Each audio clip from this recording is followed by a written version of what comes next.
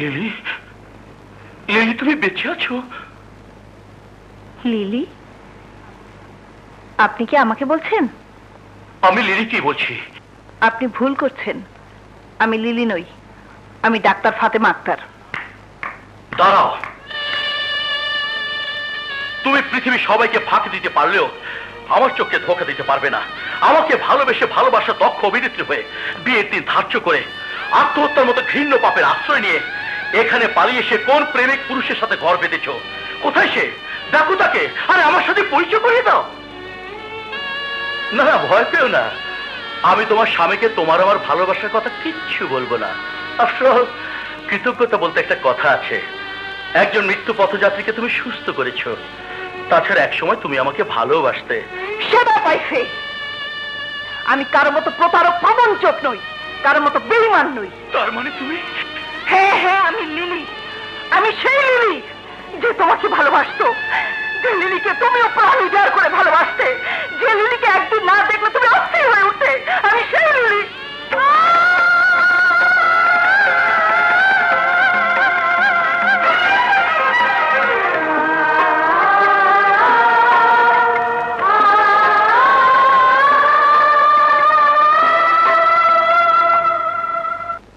ডুবে ডুবে এত দূর, অথচ আমাকে জানাওনি।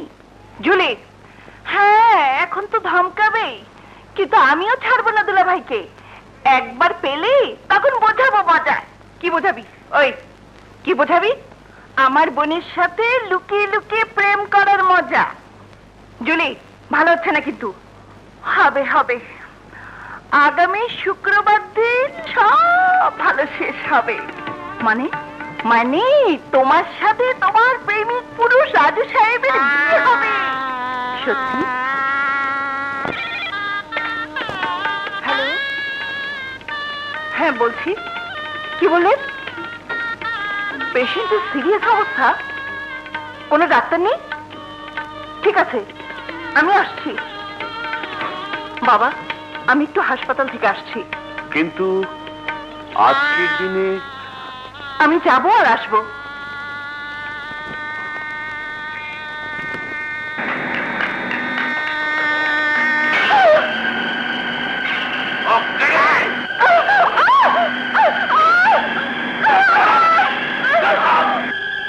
কি বললেন? হাসপাতালে যায়নি? তাহলে গেল কোথায়?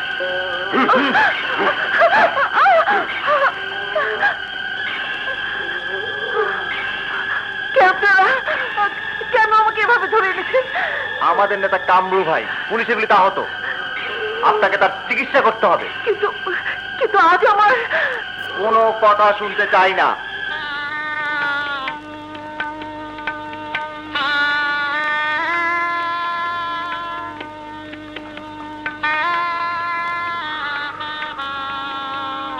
সফি, আমি আর ভাবতে পারছি না সফি। দুলা ভাই, সমস্যার সমাধানের উপায় একটা আছে। কি? জুলি। জুলি? বাবা, এসব তুমি কি বলছো? মা জুলি, আমরা নিরুপায়। বরপক্ষ সবকিছু জানতে পারলে এ বংশের মান সম্মান ধুলোয় মিশে যাবে। এখন একমাত্র তুই পারিস এই বংশের মান সম্মান রক্ষা করতে। না বাবা না, এ হয় না, হতে পারে না। আপা রাজুকে ভালোবাসে, রাজু আপাকে ভালোবাসে। জুলি, না না, আমার পক্ষে সম্ভব নয়। তোমরা চিন্তা করো না, আপা নিশ্চয়ই ফিরে আসবে।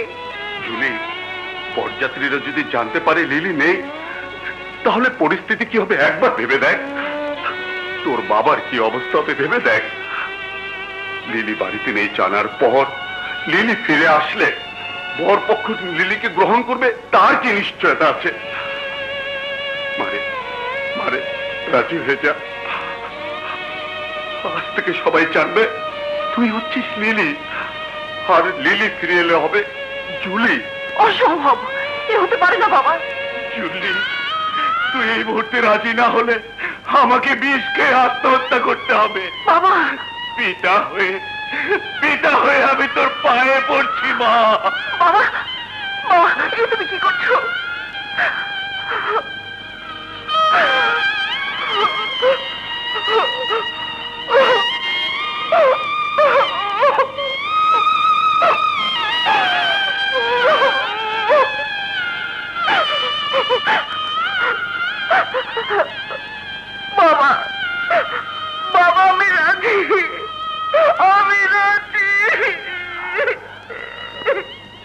বাবা কবুল বলেন। কবুল। আলহামদুলিল্লাহ।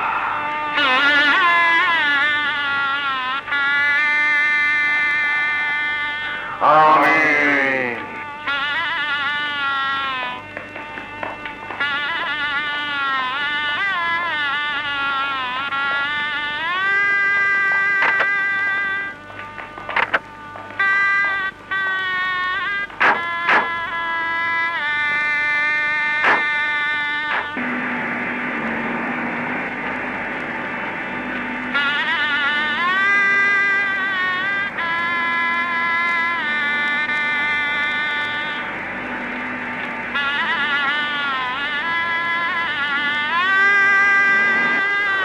থামো থামো।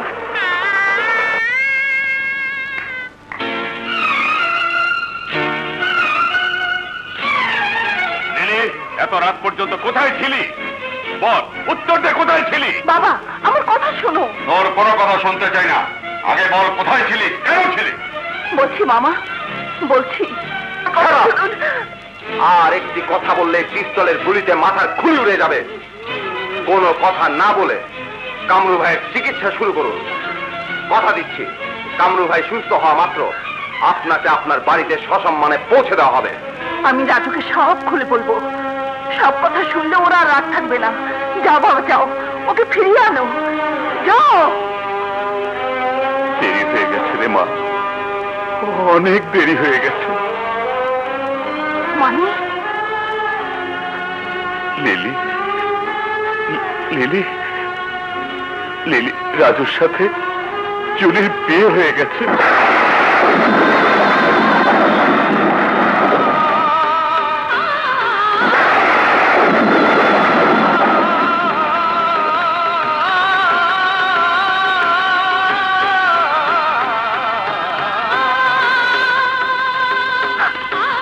লিলি, কোথায় যাচ্ছিস লিলি? আত্মহত্যা করতে। লিলি, হ্যাঁ হ্যাঁ, আত্মহত্যা করতে। কি হবে এই জীবন থেকে? আমার তো সব শেষ। আমার সুখ, শান্তি, হাসি, আনন্দ, প্রেম, ভালোবাসা সবকিছু কেড়ে নিয়ে পিতা হয়ে সন্তানের গলা টিপে হত্যা করেছো তুমি। হত্যা করেছো। আমি আর বাঁচতে চাই না বাবা, আমি বাঁচতে চাই না। আমি আর বাঁচতে চাই না। Lily, lily, lily! সফি, লিলিকে ফিরিয়ে আনো, লিলিকে ফিরিয়ে আনো, সফি, ফিরিয়ে আনো। কিন্তু মরতে পারিনি। অজ্ঞান অবস্থায় নদীর তীর থেকে একজন পাদ্রী বাবা আমাকে তুলে এনে নতুন ভাবে বাঁচতে শিখিয়েছে।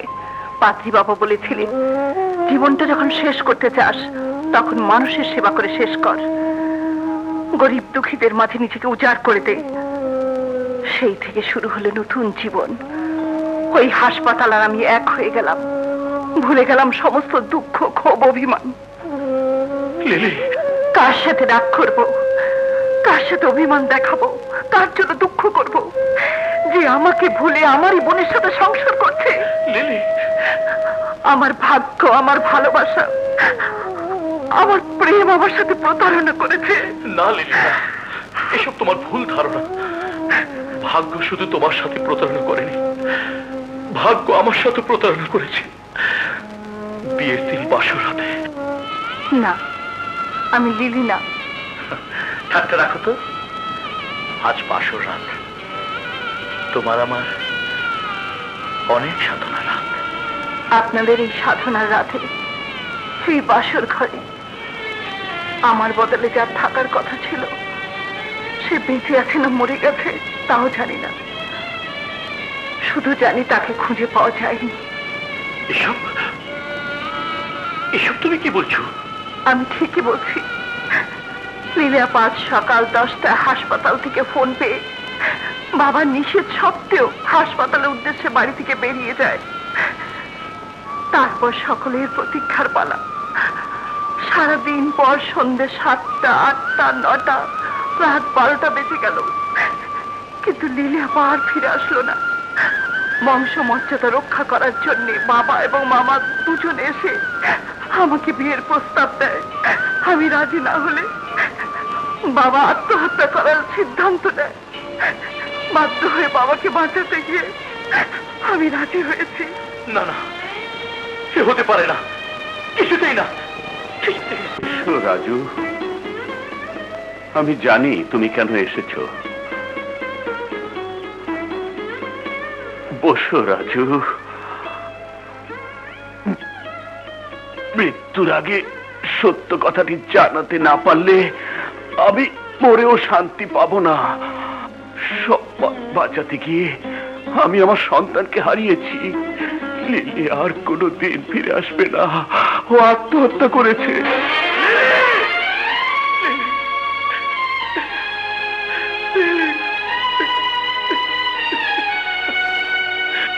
আমার সময় ফুরিয়ে এসেছে বাবা। আমাকে তুমি কথা দাও রাজু। জুলিকে স্ত্রী হিসাবে তুমি তোমার অন্তরে ঠাঁই দেবে, ওকে সুখী করবে। কথা দাও রাজু, কথা দাও, কথা দাও, কথা দাও, কথা দাও, কথা দাও।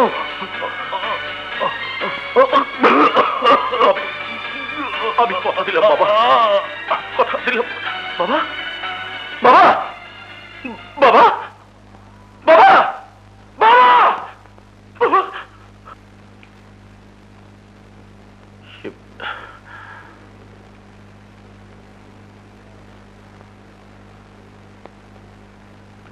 তোমার তোমার বাবা নেই? না না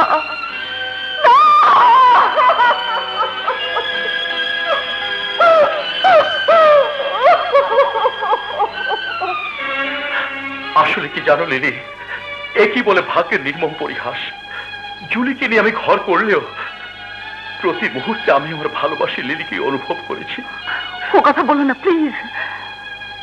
তুমি এখন আমার বোনের স্বামী। দোয়া করি তোমরা সুখে থাকো। সুখ পাখি কখনো যেন তোমাদেরকে ছেড়ে না যায়। সবার কপালে তো সুখ সয় না লিলি, সুখ সয় না। মানে সে এক ইতিহাস।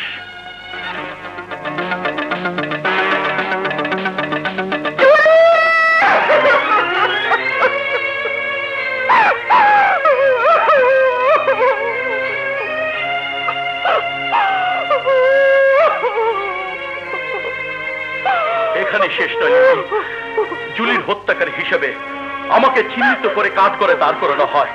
আদালতে চিৎকার করে বলেছে আমি খুন করিনি। বিশ্বাস করি না, কারণ আদালতের সাক্ষী আর প্রমাণ যেমন ছিল না। রাজু, তোমার মামা শফি মান্দার জাফর চৌধুরীর সাথে ষড়যন্ত্র করে মিথ্যে সাক্ষী দিয়ে আমাকে বানিয়েছে খুনি। খুনি। বিচারকেরা আমার হয়ে যায় ফাঁসির আদেশ। মিথ্যে অপবাদের জ্বালা সহ্য করতে না পারার যন্ত্রণা নিষ্পাপ সম্পর্ক মুখখানা আমাকে জেল থেকে পালাতে বাধ্য করে। সিদ্ধান্ত নেই, যারা আমার স্ত্রীকে হত্যা করেছে, আমাকে বানিয়েছে স্ত্রী হত্যার ঘাতক, তাদের হত্যা করে ফাঁসির তরি আমি গলায় পড়ব। জেল থেকে পালিয়ে ছুটে যায় শয়তান শফি মান্দারের বাড়িতে। শফি মান্দারকে না পেয়ে নিয়ে আসে আমার মেয়ে শম্পাকে। কোথায় কোথায় এখন শম্পা? তোমার মামাতো ভাই রনিতাকে নিয়ে গেছে। কিন্তু লিলি, ওই পাপির বাড়িতে আমার সম্পর্কে আমি রাখবো না। প্রয়োজনে প্রয়োজনে আমার মেয়েকে আমি এতিমখানে রাখবো। এতিমখানে কেন? এই জন্য যে একজন পাপির বাড়িতে আমার সন্তান থাকতে পারে না। শম্পাকে আমার কাছে এনে দাও। লিলি, কেন? আমি কি তোমার মেয়েকে লালন পালন করতে পারবো না? কিন্তু কিন্তু তোমার স্বামী সন্তান। রাজু, মানুষের জীবনে প্রেম ভালোবাসা একবারই আসে। আমার স্বপ্ন পুরুষ তো একজনই, তাকে পাইনি বলে তার ভালোবাসা অন্য কাউকে দেব, কাকে করে ভাবলে? তোমার কাছে সম্পাকে রেখে মৃত্যু হলে আমার কোনো দুঃখ নেই। বেশ, তাহলে সম্পাকে আমার কাছে এনে দাও।